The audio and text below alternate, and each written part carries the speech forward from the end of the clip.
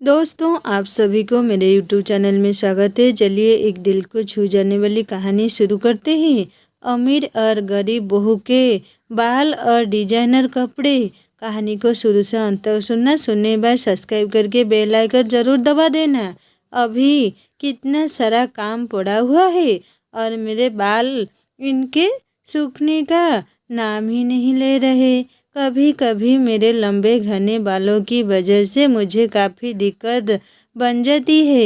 अक्षिता आधे घंटे पहले अपने बाल धोकर आई थी, लेकिन ज़्यादा लंबे घने होने की वजह से उसके बाल जल्दी नहीं सूख पाते थे।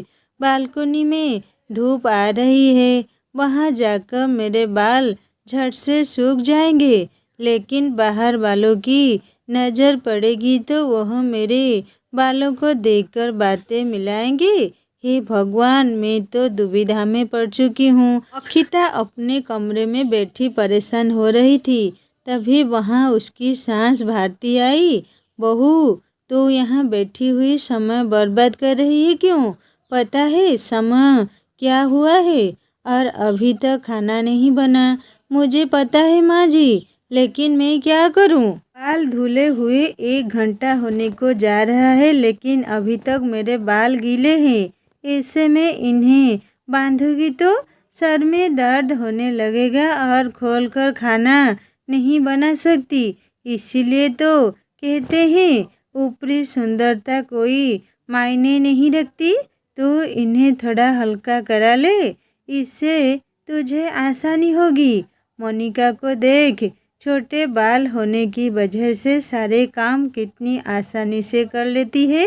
भारती अक्सर मोनिका के नाम पर अक्षिता को बाल काटने को कहती, लेकिन अक्षिता के बालों में उसकी जान बसती थी। उसकी माँ ने अपने हाथों से बने खास तेल से उसके बाल इतने लंबे घने किए। वहीं उसे सजना संवरना भी बहुत पसंद था, लेकिन गरीब ससुराल में उसे सारे काम अकेले करने पड़ते, जिसमें उसके बाल हमेशा ही बांधा बन जाते।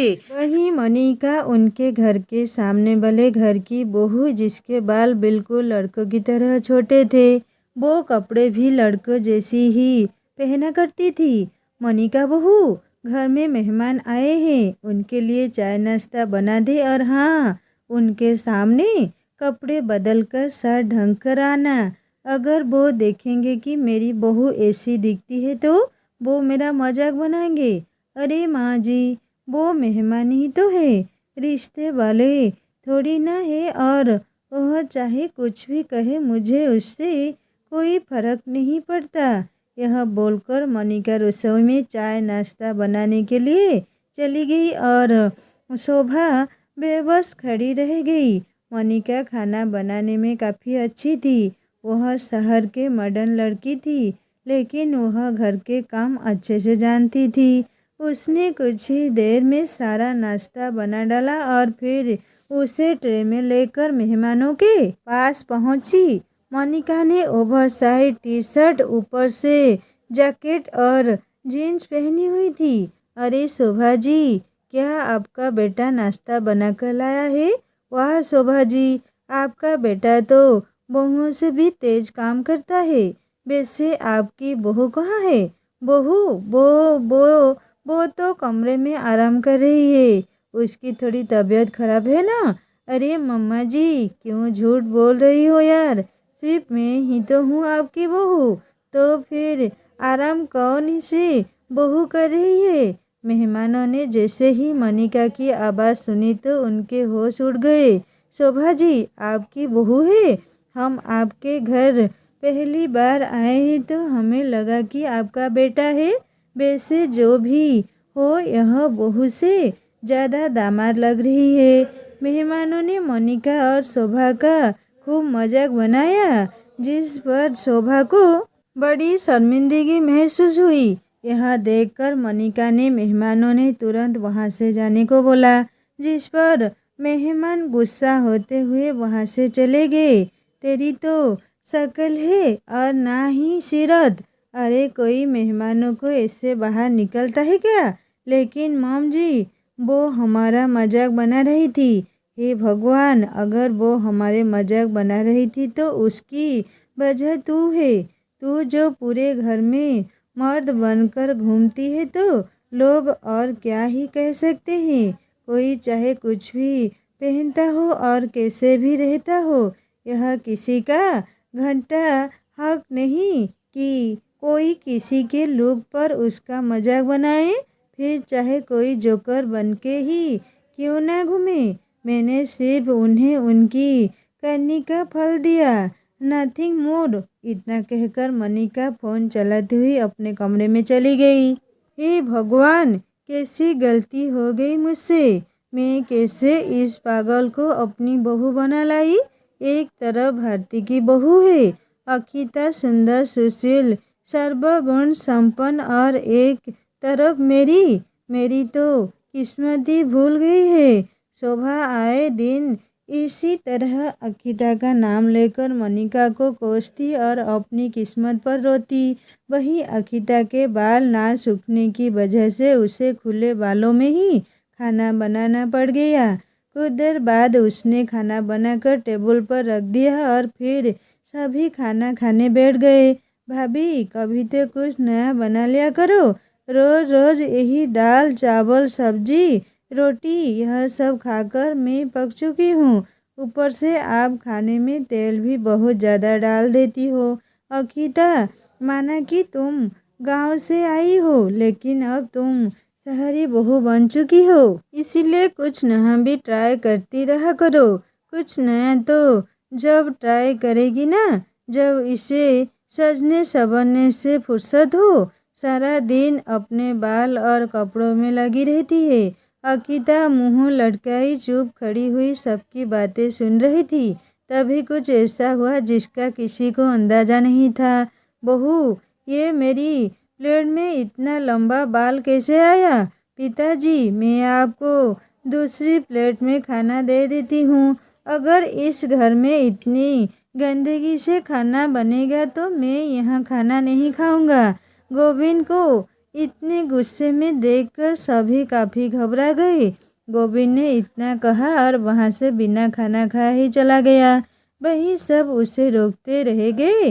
देख लिया तूने सबका नतीजा।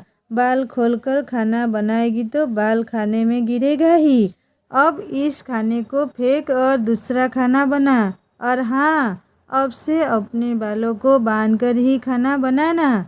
भारती, मन्नत और अमित भी गुस्से में टेबल से उठकर चले गए। यह देखकर अखिता की आंखों में आंसू भर आए। उसे अपने बाल बांधकर दोबारा खाना बनाना पड़ा। वहीं दूसरी तरफ मनिका भी खाना बना रही थी। न तरह के रोग ले लूँ, इसका मर्ज क्या है? तू कहे तो जान दे दूँ, कहने में हर्ज क्या है? मनिका इसी तरह जोर जोर से गाना गाते हुए खाना बनाया करती थी। वो खाना बनाने में माहिर थी और बिजली की फुर्ती से नाचते गाते ही खाना बना डालती। मैं खिलाड़ी, तू अनाड़ी। अरे ये क्या ब्रो, मिर्ची तो ख़त्म हो गई। मेरे को मिर्ची लेने जाना पड़ेगा। मोनिका मिर्ची लेने के लिए तभी बाजार जाने लगी, लेकिन अचानक शोभा ने उसे जाते देख लिया। बहू, यह खाना बनाते बनाते कहाँ चली जा रही हो? सासू माँ, मिर्ची पाउडर ख़त्म हो गया है, बस वही लेने जा रहा हूँ। तू कहीं नहीं जाएगी? कपड़े तो देख अपने, इतना ढीला लोअर और टी शर्ट पहनी हुई। तू क्यों लोगों को अपना मजाक बनने का मौका देती है? हाँ, अरे यार, फिर वही बात। सासू माँ, आपको क्या मेरे कपड़ों के अलावा और कुछ नहीं सूझता? मैडम, आपको मेरी इतनी चिंता करने की तो ज़रूरत नहीं है। शोभा की बात सुने बिना कि मोनिका मिर्ची लेने बाजार चली गई। बाहर निकलते ही एक पड़ोसन बहू अमृता की नज़र उस पर पड़ गई। माँ जी, जल्दी आइए, देखिए शोभा जी का जमाई जा रहा है। इसी तरह और सास बहुएं बाहर आकर उसे देखने लगी। यह कभी बाहर नहीं आने वाला, मेरा मतलब आने वाली कपड़े देखो इसके। लड़के भी इसको देखकर शर्मा जाएंगे। सिर्फ कपड़े, इसकी चाल, इसके बाल, सब कुछ अनोखा है, खुद को मास्टरमैन समझती है ना। इसी तरह पूरे रास्ते मनिका का मजाक बनाता हुआ गया, लेकिन मनिका को अब इस सब की आदत पड़ चुकी थी, पर उसके ससुराल वालों को नहीं। इसी तरह कुछ दिन बीते और अब अक्षिता को अपने ससुराल वालों की वजह से अपने गीले बालों को जल्दी से सुखाने के लिए बालकनी में आना पड़ता। वो अपनी घुटनों तक लंबे और घने बालों को बालकनी में खड़ी हुई सुखा रही थी। वहीं आस पड़ोस की सास बहुओं की नज़र उस पर गई। क्या बाल है, मैंने तो आज पहली बार अक्षिता को बालकनी में इस तरह बाल खोले देखा है। सिर्फ बाल ही नहीं, बल्कि ये खुद भी कितनी सुंदर है। और ज़रा इसकी साड़ी तो देखो, इसने तो कुछ अलग ही तरीके से साड़ी पहनी हुई है। हमसे तो ऐसी साड़ी पहनना आता भी नहीं है। मोहल्ले की सारी सास बहुएं अक्षिता को निहारते हुए उसकी तारीफ कर रही थी। वहीं मनिका भी कपड़े पहनाने क्यों छत पर आई। अरे अरे, यह देखो, गंजा कबूतर भी छत पर आ गया। वाह क्या नज़ारा! एक तरफ अक्षिता और एक तरफ मनिका जमीन और आसमान के अंतर के साथ। मीरा और अमृता दोनों मिलकर फिर से मनिका का मजाक बना रही थी। वहीं अक्षिता की तारीफों के फूल बांध रही थी। आज पहली बार मनिका और अक्षिता की नज़र एक दूसरे पर पड़ी तो यह अक्षिता भारती जी की बहू सच में काफ़ी अच्छी दिखती है। यह शायद मनिका ही है, शोभा जी की बहू, जिसके कामों की चर्चा माँ जी अक्सर करती हैं। समय बीता और कुछ दिन बाद मीरा, अमृता और संजना एक साथ भारती के यहाँ पहुँची। नमस्ते भारती जी, कैसी हैं आप? अरे तुम तीनों आओ बैठो। बहू जरा 3 गिलास पानी लेकर आ। अक्षिता पानी के गिलासों से भरी ट्रे लेकर उनके पास पहुंची। उस समय अक्षिता रसोई में काम कर रही थी, इसीलिए उसने अपने बालों का जोड़ा बनाया हुआ था। अरे अक्षिता, तुमने अपने बाल क्यों बांधे हुए? इतने सुंदर बाल है तुम्हारे, इसे खुला रखा करो, नहीं तो यह खराब हो जाएंगे। वो मैं रसोई में खाना बना रही थी, इसलिए मैंने बालों का जोड़ा बना लिया। अरे रसोई में काम करने के चक्कर में अपने बाल खराब कर लेगी क्या?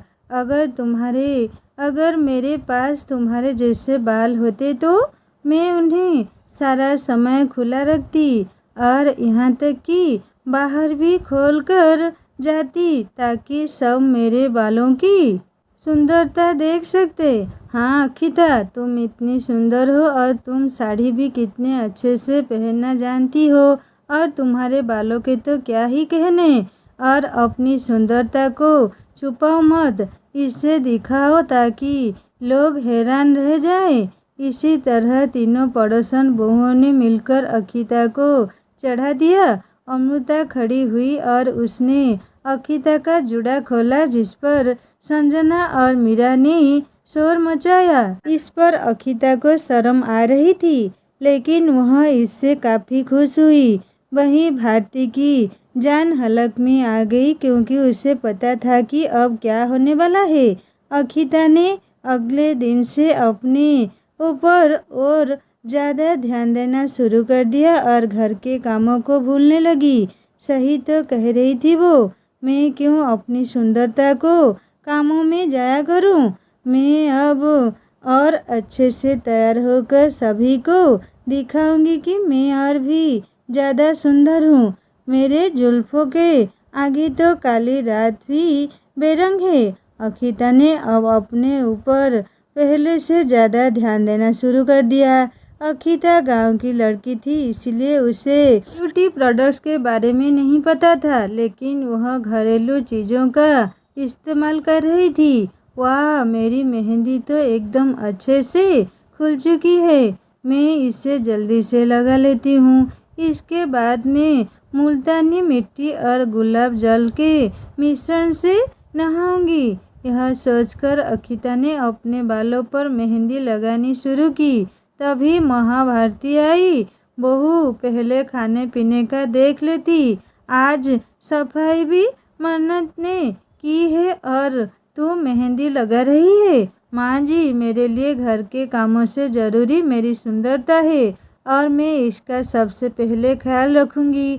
वैसे भी आप सबको मेरे हाथ गांव का खाना पसंद नहीं आता, तो आप बाहर से कुछ शहरी खाना मंगवा लीजिए। इसी तरह अखिता अपना सारा समय अपने ऊपर लगा देती, जिसकी वजह से घर के सारे काम उल्टे पुल्टे हो रहे थे। वहीं दूसरी तरफ मोनिका सारे घर के काम समय पर करती, लेकिन उसके पहनावे और उसके बालों की वजह से उसके ससुराल में अभी भी सबको उससे शिकायत थी। भाभी, समझ में नहीं आता कि मैं आपको भाभी कहूँ या भैया। मेरी सहेलियाँ मुझसे मिलने आ रही हैं। बेहतर होगा कि आप उनके सामने गलती से भी ना आए। लेकिन हाँ, मैं चाहती हूँ कि आप उनके लिए कुछ अच्छा बना कर रख ले। अच्छा ठीक है, मैं नाश्ता बना दूँगी, मेरे को कोई दिक्कत नहीं है। लेकिन उन्हें नाश्ता देगा कौन? तेरे बस की तो 4 ट्रे लेकर जाना भी नहीं है, क्योंकि तेरे को कुछ नहीं आता। अब ऐसे में मेरे को ही उन्हें नाश्ता देना होगा। माँ, बता नहीं सकती मैं कि मुझे आपकी इन बातों से कितनी नफरत है। कितनी बदतमीज है आप। रहने दीजिए, मैं इनके लिए बाहर से कुछ मंगवा लूँगी। कोई जोर जबरदस्ती नहीं भाई, जैसा करना है वैसा करो। यह कहकर मोनिका अपने कमरे में जाकर गाने सुनने लगी। अखिता भी अब इसी तरह आधा से ज़्यादा समय शीशा निहारते हुए गुजार देती, जिससे घर वालों को अब काफ़ी दिक्कत होने लगी। वहीं मोनिका सारे काम ठीक से करती और खुद पर जरा भी ध्यान नहीं देती। फिर भी उसके ससुराल वालों को उससे अभी भी दिक्कत थी। मोनिका घर की बालकनी की सफाई कर रही थी। वहीं तीनों पड़ोसन बहुएं भी अपनी अपनी बालकनी में आकर उस पर हंसने लगी। अरे देखो, गंजा कबूतर झाड़ू लगा रहा है। मानना पड़ेगा, शोभा जी का जमाई तो बड़े ही काम का है। मैं तो सोच रही हूँ कि अपने घर की सफाई भी इसी से करा लूँ। मीरा और संजना जोर जोर से ऐसी बातें कर रही थी, लेकिन मोनिका को उनकी बातों से कोई फर्क नहीं पड़ रहा था कि तभी अखिता भी अपने बालों को काटती हुई बालकनी में आई। अरे अरे अरे, मीरा, संजना देखो, भारती जी की हूर परी भी अपनी बालकनी में आ गई और इसने तो सारी बाई भी बदल डाली। अखिता को अपनी तारीफ सुनकर काफ़ी अच्छा लगा। वहीं मोनिका को अब इससे थोड़ी दिक्कत होने लगी। अखिता ने इतराते हुए अपने बालों को झटका, जिस पर तीनों पड़ोसन बहुओं ने शोर मचाते हुए गाना गाना शुरू कर दिया। और होए चेहरा है या चांद खिला है, जुलू घनेरी शाम है क्या, सागर जैसी आंखों वाली, ये तो बता तेरा नाम है क्या। इस पर अखिता और ज़्यादा इतराने लगी। वहीं मोनिका यह सब देखकर आँख बबूला हो रही थी। अरे, यह ऊपर की ब्यूटी से क्या उखाड़ लेगी। मेरे को तो नेचर ब्यूटीफुल मांगता है। मेरे को लगता है इसको कुछ ज़्यादा ही घमंड हो गया अपनी बाहरी ब्यूटी पर। मोनिका मुंह बनाकर नीचे चली गई। इसी तरह संजना, मीरा और अमृता की चाल कामयाब हुई, जिसके बाद कुछ दिन और बीते। मोनिका के बाहर के काम करने की वजह से वहाँ के सभी लोग उसे जान गए थे, जिसकी वजह से विकास के दोस्तों ने भी अमित का मजाक बनाया।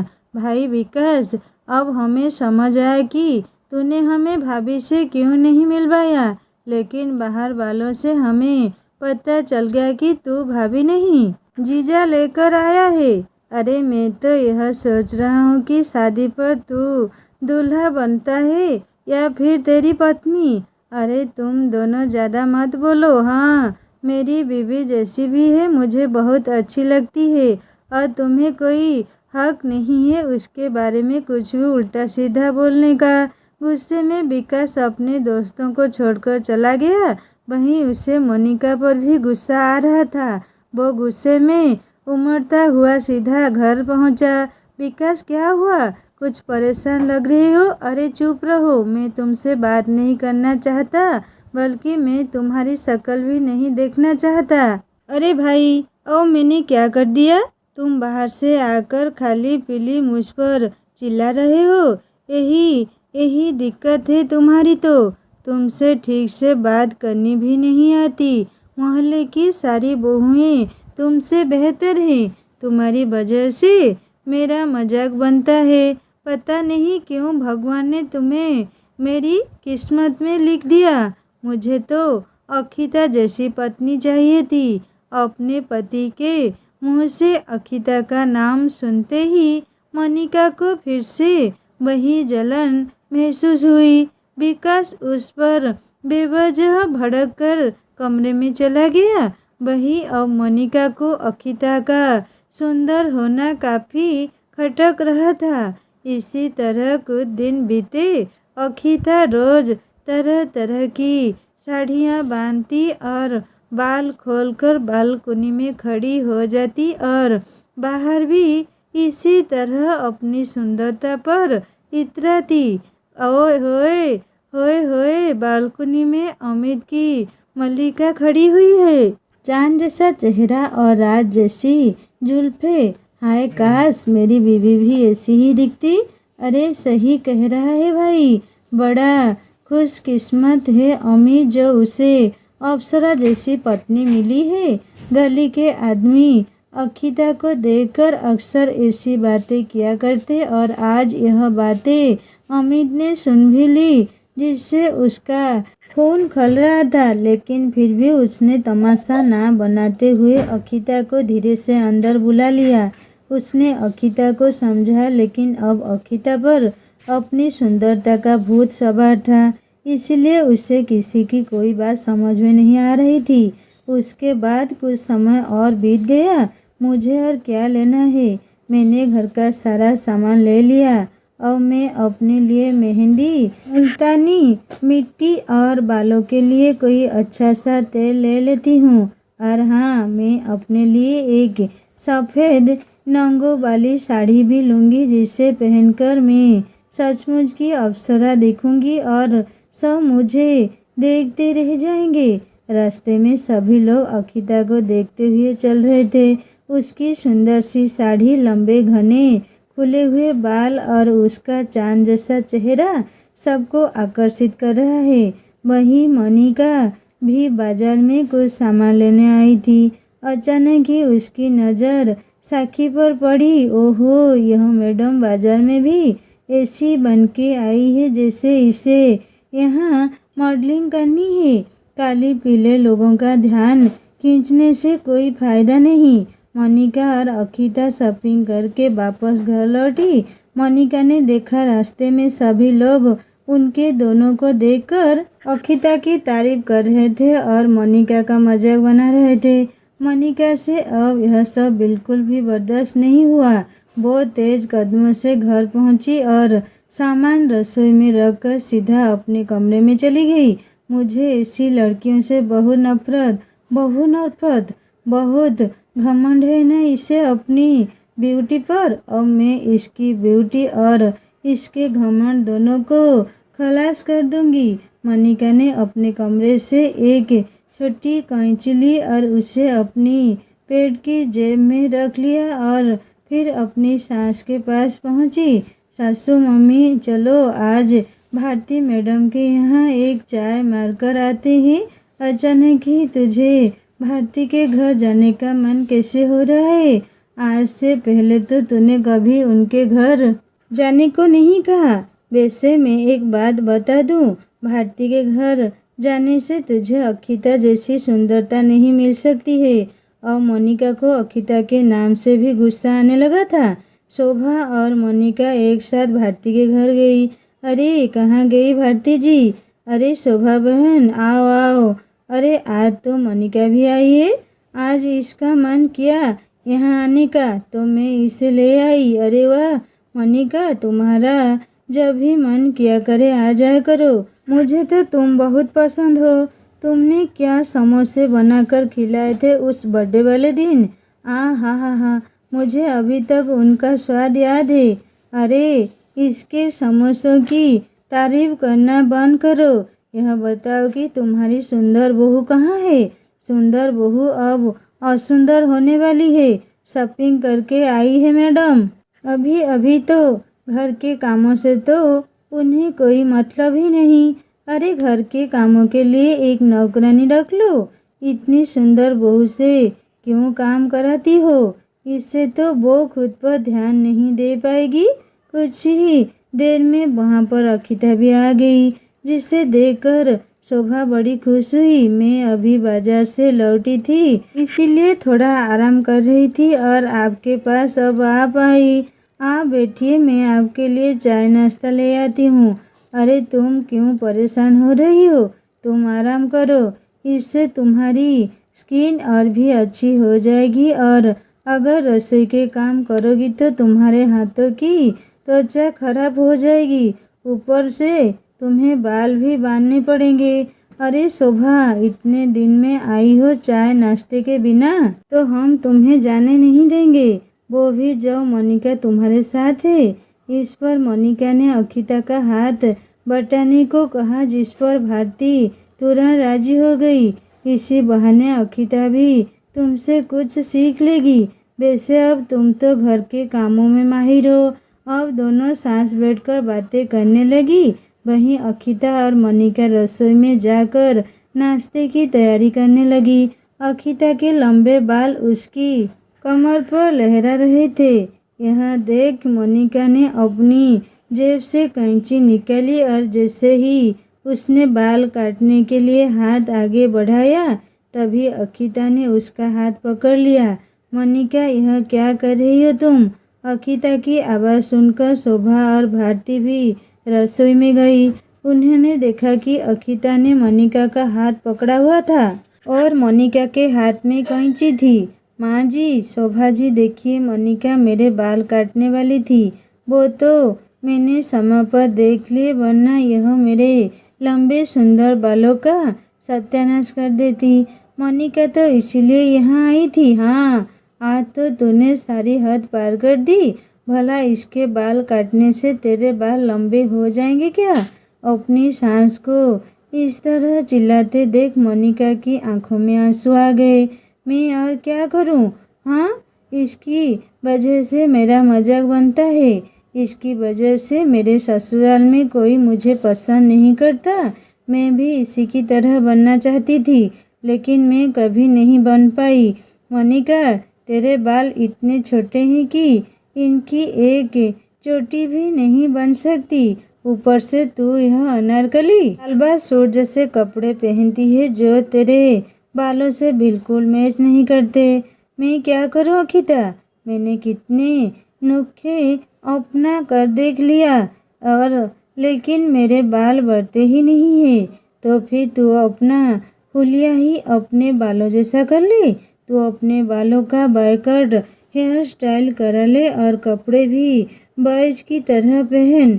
इससे तेरे अंदर की दो क्वालिटीज आ जाएगी, क्योंकि तुझसे घर का काम तो बहुत अच्छे से करना आता है और खाना बनाने में भी तू माहिर है। लेकिन मैं ये कैसे करूँगी? मैंने आज तक जीन्स भी नहीं पहनी है।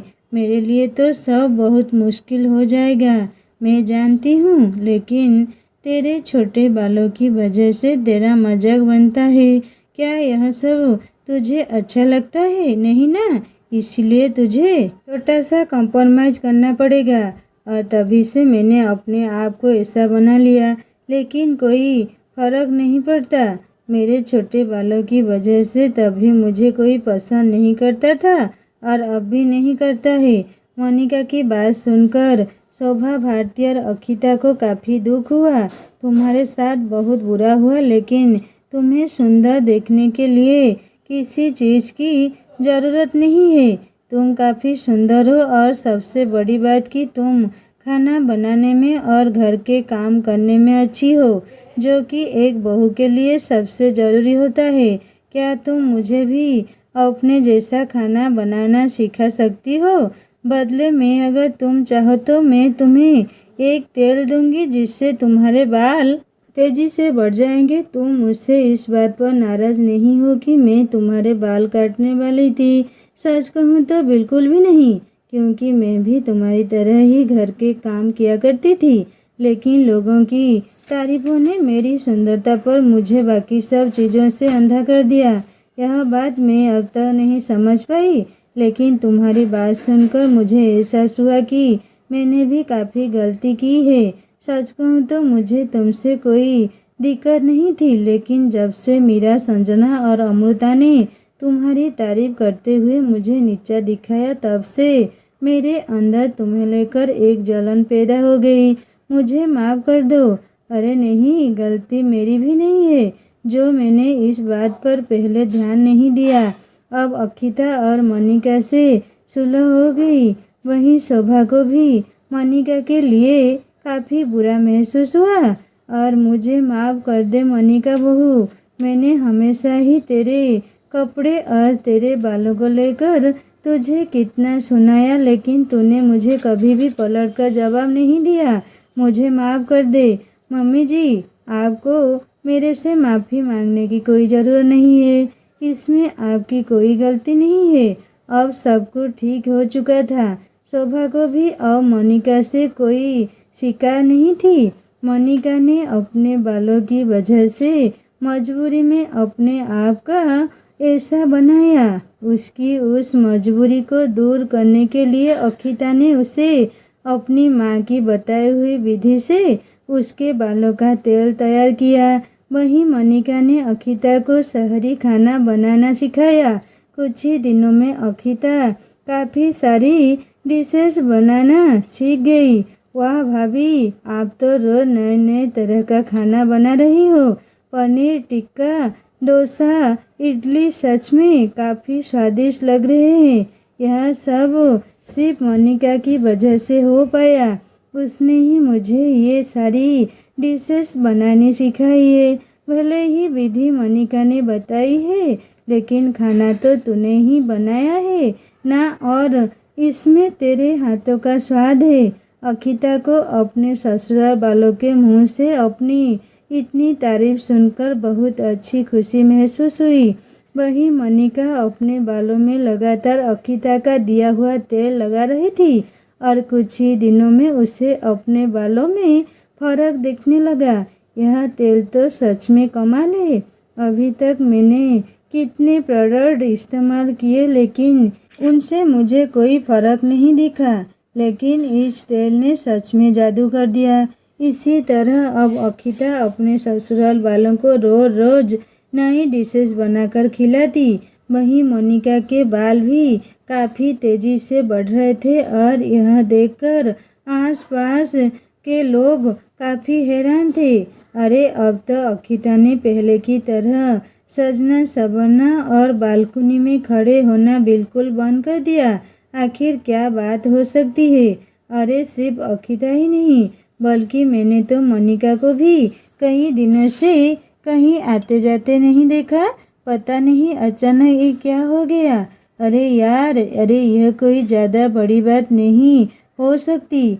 अक्षिता आजकल कामों में बिजी हो और मोनिका के सर से बाल ही उड़ गए हो, जिसकी वजह से वो बाहर ही नहीं निकल रही है।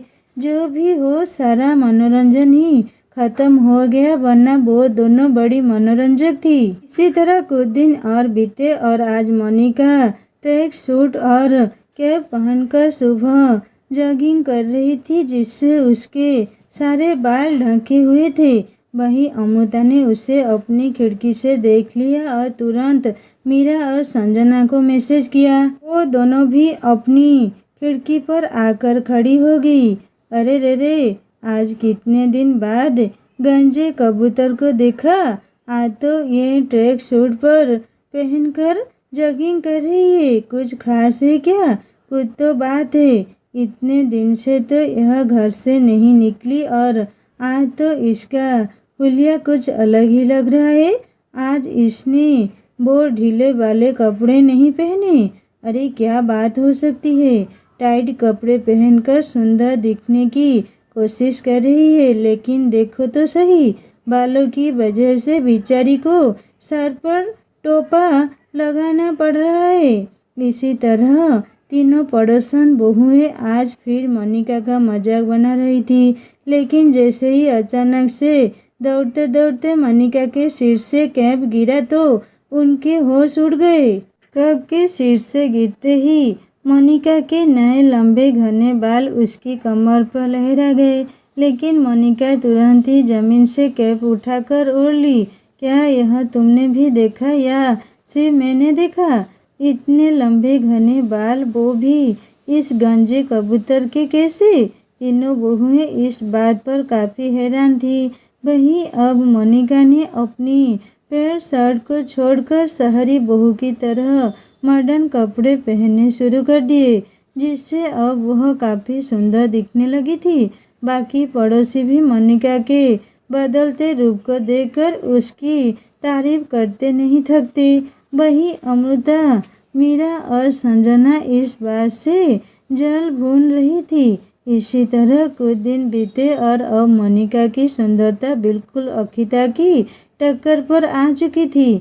दोनों में काफ़ी अच्छी दोस्ती भी हो गई, जिससे वह अपने बाहर के काम मिलजुल कर किया करती। अरे मोनिका, तुम तैयार होकर बालकनी में मत आया करो। क्यों, क्या हुआ?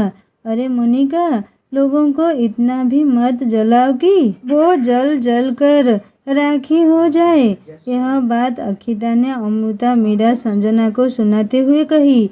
और मोनिका और अक्षिता दोनों ही इतनी सुंदर लगने लगी थी कि वह तीनों उनके आगे फीकी पड़ गई, जिस पर उन्हें अक्षिता और मोनिका से जलन होती और वो वहाँ से बिना कुछ बोले मुंह बनाकर चली जाती।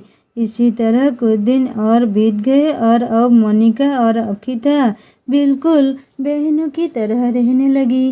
मोनिका, मुझे बाजार से कुछ सामान लाना है, क्या तुम मेरे साथ चलोगी? अरे यह भी कोई पूछने वाली बात है क्या? चलो बाहर की हवा खाकर आते हैं। दोनों बाजार जाने के लिए एक साथ अपने घरों से तैयार होकर निकली। अक्षिता ने अपना वही अलग सी साड़ी वाला लुक बनाया हुआ था और उसकी कमर पर उसकी लंबी घनी चोटी लहरा रही थी। वहीं मोनिका ने बड़ी ही सुंदर वेस्टर्न ड्रेस पहनी हुई थी और उसके लंबे बाल उसकी कमर पर लहरा रहे थे। उन्हें एक साथ रोड पर चलता देख आसपास के लोगों की नज़र उन दोनों से हट नहीं रही। दोस्तों, कहानी को यहीं पर ख़त्म करती हूँ। कहानी कैसी लगी मुझे ज़रूर कमेंट करके बताएगा, और अच्छी लगी तो सब्सक्राइब करके प्लीज़ बेल आइकन दबा देना। और एक नई कहानी जल्दी लेकर आऊँगा। नमस्ते।